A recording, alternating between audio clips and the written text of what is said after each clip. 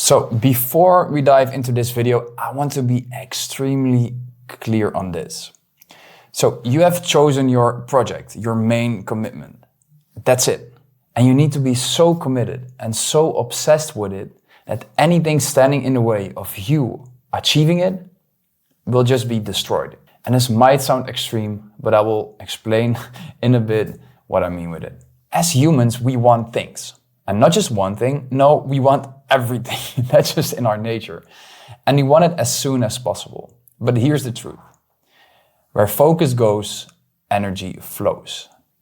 And you don't have unlimited energy. So you need to pick your battles. You need to pick your battles wisely. And this doesn't mean that you can just achieve one goal. That's not the case. Of course not. So in this video, we're going to create a bucket list for Project 365. But keep in mind, your main goal should never, ever suffer because of your bucket list goals. So before moving on, life isn't just about business, right? There's so much more to explore, so much more to achieve, so much more to enjoy.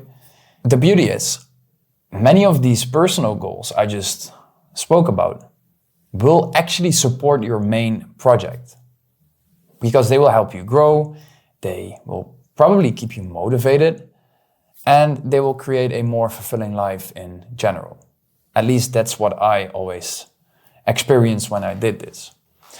So by the end of this video, you will have written down every goal you want to achieve in the next year. So in the next 365 days, this will be your bucket list. It will be a list you can just check off because you wrote it down, and at the end of the year, you can see like, okay, how many of my goals did I achieve? And this, as I said, this can literally be anything. So if you haven't watched the how to set a specific goal video, I really encourage you right now to watch that one, because also for the bucket list commitment tracker, it's super important. Because also these goals, they need to be specific, they need to be measurable, achievable, relevant, and time-bound. As I said in the beginning of this video, please don't make this mistake.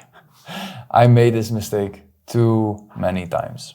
Don't try to do it all. Don't just write down goals you already know you won't achieve. Because if we are halfway through the challenge on day 180 and everything is off track and you have this list of everything you still need to do, it will destroy your main goal. It will just demotivate you. So I'd rather you choose goals you are 100% committed to achieving, no matter what, than to write down a long list of maybes, things we are going to try.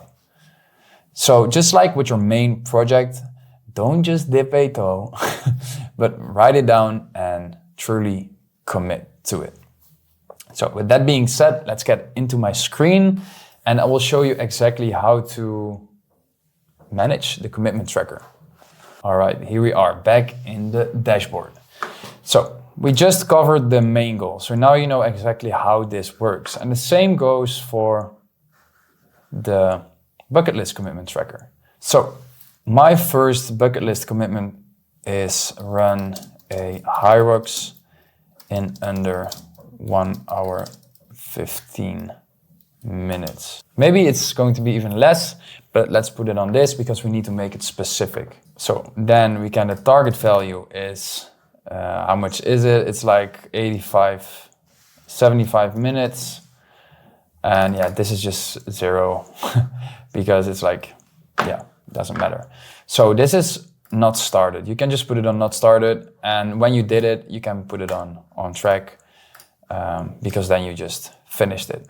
So the commitment 2 will be, let me think. I want to weigh 90 kg with 10% body fat by the end of the year, the 365 days. So I now can just, current value is, I think it's 86.